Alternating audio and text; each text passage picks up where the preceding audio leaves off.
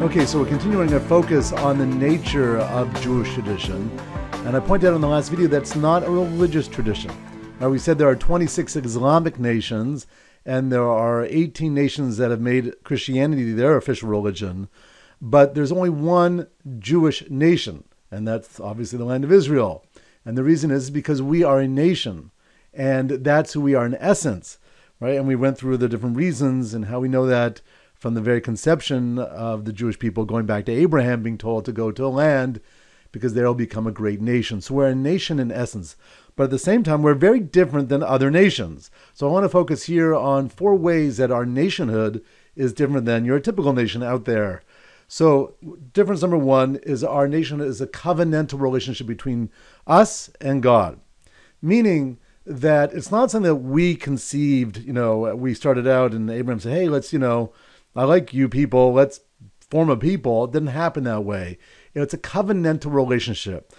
And I want to point out the difference between a covenant and a contract. A contract more or less just identifies the terms of a deal. If I buy a car, then I have a certain contract with the company that something breaks down, it can get fixed. They're responsible for certain things, and I'm responsible for taking care of it a certain way. That's a contract. It doesn't change me or the car company. It just means that we've identified our responsibilities in this transaction. A covenant means that 2 parties have decided to enter a new relationship, and they become sort of a new entity.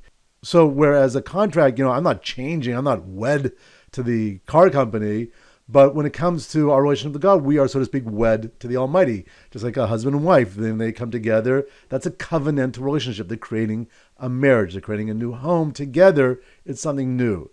So the second way our nation is different, which is a part of really what number 1, is that our national security and well-being is conditional.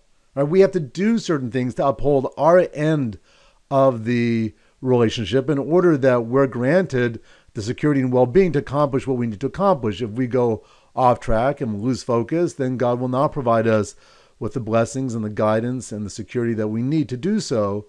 So it's conditional on this relationship. It's not something which we can accomplish exclusively on our own. The third major difference is that it includes the possibility of exile in the essence of our nationhood, meaning being that we've entered this covenantal relationship with God and there are conditions of what we have to do to maintain our end of the deal, otherwise there will be repercussions. Well, the biggest repercussion for us is being exiled from our very land. It's not something outside the covenant, it's part of the covenant, where God tells us if we don't maintain our responsibilities, we will be removed from the land. He will make sure of it, and it will not be easy. And by the way, I want to point that anybody who would say that exile is a sign of rejection of God to the Jewish people isn't understanding the Torah in its simple terms, because the exile is part of the relationship. We have to understand that that's a consequence, and at the same time, we're told that eventually we will be brought back to the land of Israel, will be eventually redeemed. And that's why any suffering the Jewish people have gone through while in exile and all the persecutions, hardships, they're not a sign of the absence of God. If anything, it's a sign of God going ahead and fulfilling what he said would happen if we didn't keep our end of the deal. It's just right there in the Torah, which I'm going to point out in just a moment.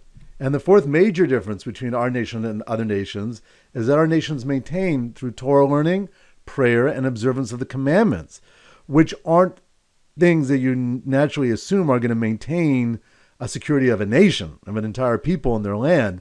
They're very spiritual in essence. Learning is something which broadens your understanding, but how does that impact one's nationhood and survival? Or prayer? It's a wonderful thing, one might think, but not to the Jewish people. To us, it's something that maintains our connection to the Almighty and our security in the land by being close to the Almighty. And the observance of the commandments is the other way we maintain our relationship to the land of Israel, is through maintaining our commitments to the deal. The Shema prayer is something which we're commanded to recite twice a day, once in the morning when we get up and once in the evening before we go to bed. And it's composed of 3 different paragraphs. I just want to point out the second paragraph, the middle section of it, because here it more or less outlines everything I just said, and this is what we reaffirm to ourselves and to each other twice a day. It says in the first section, "And it will come to pass that if you continually hearken to my commandments that I command you today, to love the Lord your God and to serve him with all your heart and with all your soul, then I will provide rain for your land in its proper time, the early and late rains, that you may gather in your grain, your wine, and your oil. I will provide grass in your field for your cattle, and you will eat and be satisfied. That's the first section. So we see the Almighty is providing our sense of security down to our economic well-being, provided our relationship to Him is secure. Then continuing in that same section, I just broke it down into units here, but there are really one paragraph in the Torah. It continues, beware, lest your heart be seduced, and you turn astray and serve gods of others and bow to them. Then the wrath of God will blaze against you. He will restrain the heavens, so there will be no rain, and the ground will not yield its produce, and you will swiftly be banished from the goodly land which God gives you. And here the idea of exile is reaffirmed twice a day as a possibility depending on our conduct. And then continuing in that same paragraph, just broke it down to a different section, here we have, it says, place these words of mine upon your heart and upon your soul. Bind them for a sign upon your arm, and let them be tefillin between your eyes. Those are known as the phylacteries. You'll see men wearing them between their black leather boxes, between their eyes and on their arm. It continues, teach them to your children, to discuss them while you sit in your home, while you walk on your way, when you retire and when you arise, and write them on the doorposts of your house and upon your gates. And by the way, this paragraph, which I'm reciting right now, this is one of the two paragraphs of the Shema that are on every single mezuzah of every doorpost in every Jewish home, wherever it may be. And then it finishes, why all this? In order to prolong your days and the days of your children upon the ground that God has sworn to your ancestors to give them, like the days of the heaven on the earth. So there again we see that the whole focus is maintaining our connection to the land of Israel, but it's done through a spiritual life that's being fulfilled within the land of Israel. So I want to just underscore all this, because when people hear the word tradition, they often think it's like a nice thing of rituals and culture that we're just trying to give our kids to make them feel like they're connected to the past in some way, as loose as it may be. Rather, that's not what we're talking about as your tradition. Our tradition as a people is a national tradition that's very different from other nations, and the way we accomplish what we need to accomplish is by making sure that it's very alive, very real, and very in the present, because it affects how we live today, and obviously it's going to affect our future on a personal level as well on a national level. So let's review. So how is our nationhood different from other nations? Well, the first, it's a covenantal relationship between God and the Jewish people. It bound us to the Almighty when we accepted entering this relationship.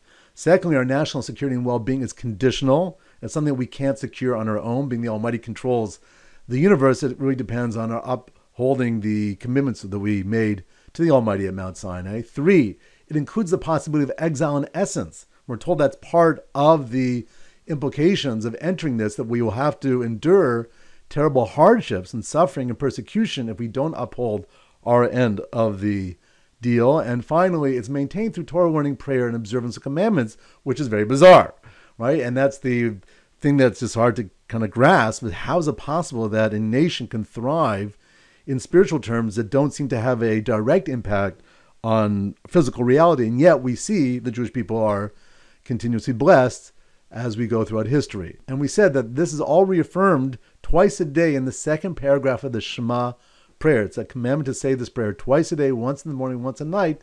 And there we're told that God will provide the rain in its proper time, and we'll have everything down to our animals being secure if we hearken to His commandments.